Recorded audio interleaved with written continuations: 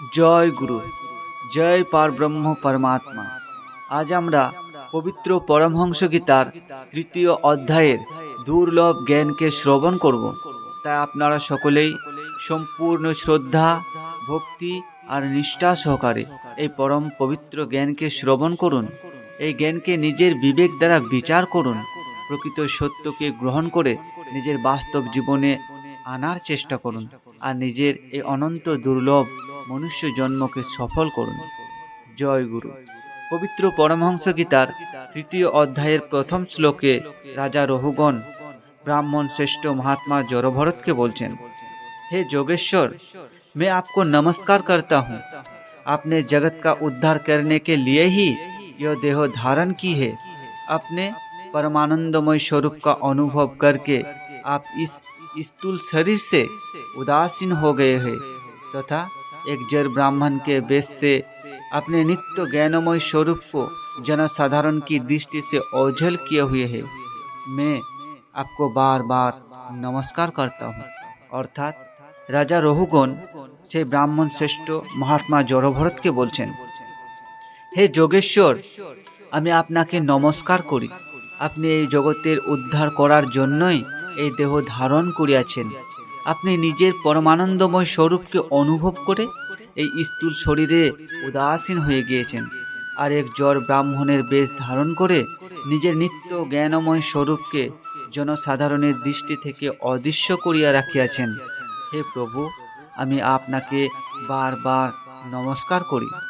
এর পরের শ্লোকে বলছেন, हे ब्राह्मण, जिस प्रकार ज्वर से पीड़ित रोगी के लिए मीठी औषधि और धूप से तपे हुए पुरुष के लिए शीतल जल अमृत तुल्य होता है, उसी प्रकार मेरे लिए, जिसके विवेक बुद्धि को देह अभिमान रूप विषैले सर्प ने डस लिया है, आपके वचन अमृतमय औषधि के समान है।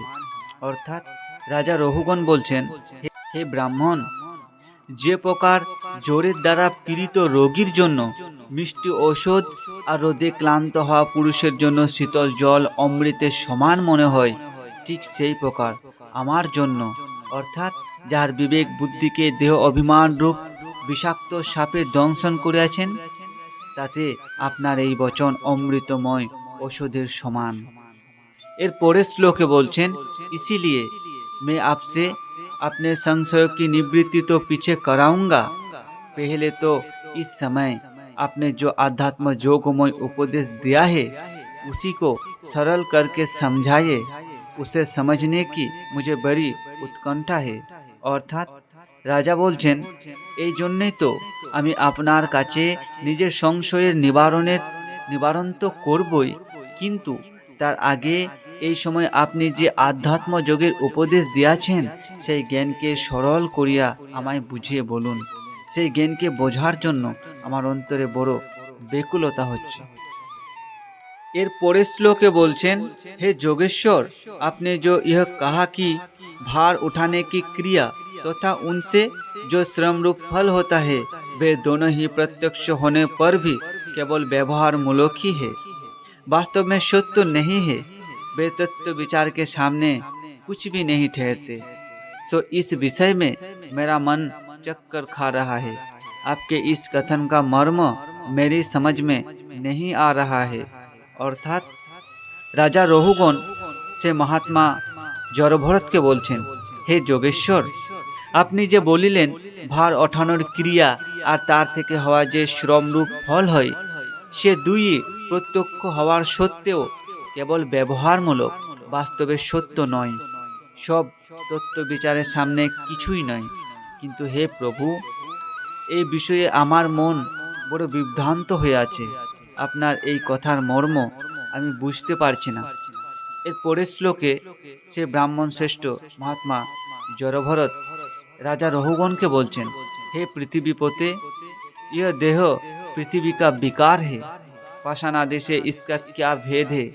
जब यह किसी कारण से पृथ्वी पर चलने लगता है तब इसके भारवाही आदि नाम पड़ जाते हैं।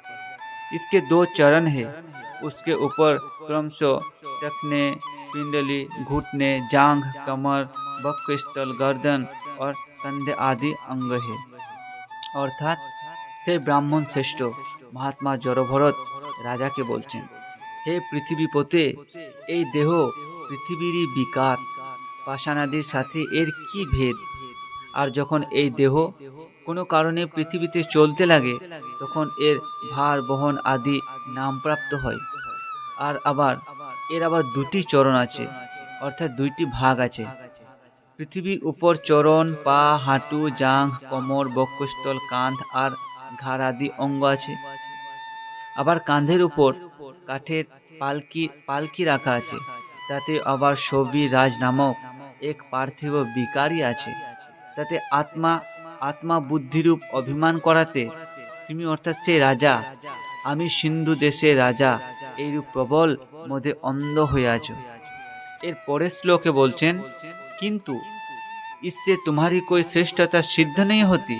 वास्तव में तो तुम बड़े क्रूर और दृष्ट व्यक्ति हो। तुमने इस बेचारे दीन दुखिया कहारों को बेगार में पकड़कर पालकी में जोड़ रखा है, और फिर महापुरुषों की सभा में बढ़ बढ़ कर बताते रहते हो कि मैं लोगों की रक्षा करने वाला हूँ। यह तुम्हें शोभा नहीं देता। अर्थात সেই মহাত্মা জড়ভরত রাজাকে বলছেন, কিন্তু এতেই তোমার কোনো প্রকার শ্রেষ্ঠতা প্রমাণ হয় না। বাস্তবে তুমি তো অত্যন্ত দুষ্ট আর ক্রূর ব্যক্তি। তুমি এই অসহায় দীন ও দুঃখী কাহারেদেরকে বিনা মজুরিতে ধরে এনে পালকিতে জুড়ে দিয়েছ। আবার তুমি মহাপুরুষদের সভাতে বড় বড় কথা বলছো যে আমি লোকেদের রক্ষা করতাম। হে রাজন, এরকম কথা তোমাতে শোভা পায় না। এর পরের শ্লোকে বলছেন, আমি দেখছি যে এই সম্পূর্ণ চরাচর জগৎ সর্বদা পৃথিবীর থেকে উৎপন্ন হয় আর পৃথিবীতেই লীন হয়ে যায়। অতএব বস্তুর ক্রিয়াভেদের কারণে যে আলাদা আলাদা নাম পড়ে গিয়েছে, এই সবের ব্যবহারের ছাড়া আর কি মূল্য আছে? তাই এর পরের শ্লোকে বলছেন, ঠিক সেই প্রকার পৃথিবী এই শব্দের ব্যবহারও মিথ্যা, সত্য নয়। কেননা এই শব্দ নিজের উপাদানের কারণ সূক্ষ্ম পরমাণুতে লীন হয়ে যায়, আর যাহার কারণে পৃথিবীরূপ কার্য সিদ্ধ হয় সেই পরমাণু অজ্ঞানতাবশত মনেরই কল্পনা। বাস্তবে এই পৃথিবীও সত্য নয়, এই পৃথিবীর কোনো সত্তা বা স্থায়িত্ব নেই। এর পরের শ্লোকে বলছেন, इसी प्रकार और भी जो कुछ पतला मोटा छोटा बड़ा कार्य कारण तथा चेतन और अचेतन आदि गुणों से युक्त द्वैत प्रपंच है, उसे भी द्रव्य स्वभाव आशय काल और कर्म आदि नामों वाली भगवान की माया का ही कार्य समझो। अर्थात महात्मा জড়ভরত বলছেন, ঠিক এই প্রকার এই সংসারে যাহা কিছু আছে, পাতলা মোটা ছোট বড় কার্য কারণ চেতন অচেতন আদি গুণের দ্বারা যুক্ত যে দ্বৈত প্রপঞ্চ আছে, তাকেও বিষয় স্বভাব সংস্কার কাল আর কর্ম আদি নাম যুক্ত এই সকলকেই ভগবানেরই মায়া মনে করো। এর পরের শ্লোকে বলছেন, विशुद्ध परमार्थ रूप अद्वितीय तथा भीतर बाहर के भेद से रहित परिपूर्ण ज्ञान ही सत्य वस्तु है। वह सर्वंतर्यामी और सर्वथा निर्विकार है। उसी का नाम भगवान है और उसी को पंडित जन वासुदेव कहते हैं। अर्थात विशुद्ध परमार्थ रूप अद्वितीय तथा भीतर बाहिरेर भेद থেকে মুক্ত পরিপূর্ণ জ্ঞানই সত্য বস্তু। সেই সত্য সকলের অন্তরে অবস্থিত আর নির্বিকার, তারই নাম ভগবান, আর তাকেই পণ্ডিত ব্যক্তিরা वासुदेव বলিয়া থাকেন।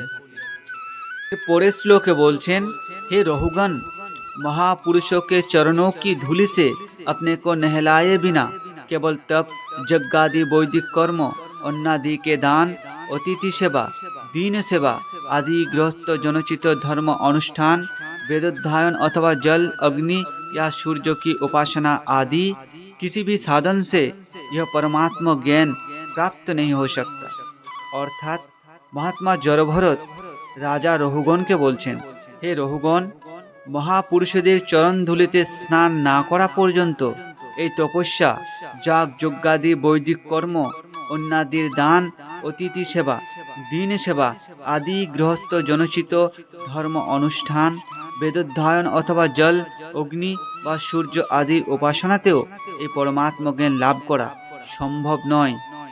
এর পরের শ্লোকে বলছেন, এর কারণ হচ্ছে যে মহাপুরুষদের সমাজে সদা সর্বদা পবিত্র কর্ম আর শ্রীহরির গুণের চর্চা হতে থাকে, যার দ্বারা বিষয় আদি তো আশেপাশেও আসতে পারে না। আর যখন ভগবানের কথা প্রত্যেক দিনই শ্রবণ করা যায়, তখন সেই মুখ্যাকাঙ্ক্ষী পুরুষ তার শুদ্ধ বুদ্ধিকে ভগবান বাসুদেবেই লাগিয়ে দেয়। এর পরের श्लोके बोलছেন, पूर्व जन्म में मैं भरत नाम का राजा था। ऐहिक और परलौकिक दोनों प्रकार के विषय से विरक्त होकर भगवान की आराधना में ही लगा रहता था, तो भी एक मृग में आसक्त हो जाने से मुझे परमार्थ से भ्रष्ट होकर अगले जन्म में मृग बनना पड़ा। অর্থাৎ সেই মহাত্মা জড়ভরত রাজা রহুগণকে বলছেন, হে রাজন, আমি পূর্বজন্মে ভরত নামে এক রাজা ছিলাম। জাগতিক আর পারলৌকিক দুই প্রকারের বিষয় থেকেই বিরক্ত হয়ে ভগবানের সেবা আরাধনাতেই লেগে থাকতাম। তবুও কেবলমাত্র এক হরিণে আসক্তি হয়ে যাওয়ার কারণে আমি পরমার্থ থেকে ভ্রষ্ট হয়ে গিয়েছিলাম, আর তৎক্ষণাৎ পরের জন্মে হরিণ হয়ে জন্ম নিতে হয়েছিল। হে বীরবর, ভগবান শ্রীকৃষ্ণের আরাধনার প্রভাবে সে হরিণ জন্মেও আমার পূর্বজন্মের স্মৃতি লুপ্ত হয়নি। সেই কারণেই এইবার আমি জনসমাজের ভয়ে সর্বদা অসঙ্গভাবে গুপ্তরূপেই বিচরণ করি। এর পরের শ্লোকে বলছেন, इसीलिए विरक्त महापुरुषों के सत्संग से प्राप्त ज्ञान रूप खड्ग के द्वारा मनुष्यों को इस लोक में ही अपने मोह बंधन को काट डालना चाहिए। फिर श्री हरि के लीलाओं के कथन और श्रवण से भगवत स्मृति बनी रहने के कारण बहुत सुगमता से ही संसार मार्ग को पार करके भगवान को प्राप्त कर सकता है। অর্থাৎ মহাত্মা জড়ভরত বলছেন, সেই কারণেই বিরক্ত মহাপুরুষদের সৎসঙ্গ থেকে প্রাপ্ত জ্ঞান রূপ অস্ত্রের দ্বারা মানুষের উচিত এই সংসারেই নিজের সকল মোহ মায়ার বন্ধনকে কেটে দেওয়া, তারপর শ্রীহরির লীলার কীর্তন আর শ্রবণের দ্বারা ভগবানের স্মৃতিকে বানিয়ে রাখা। তাহলে মনুষ্য অতি সহজেই এই সংসার সাগরকে পার করে ভগবানকে লাভ করতে পারবে। জয় গুরু।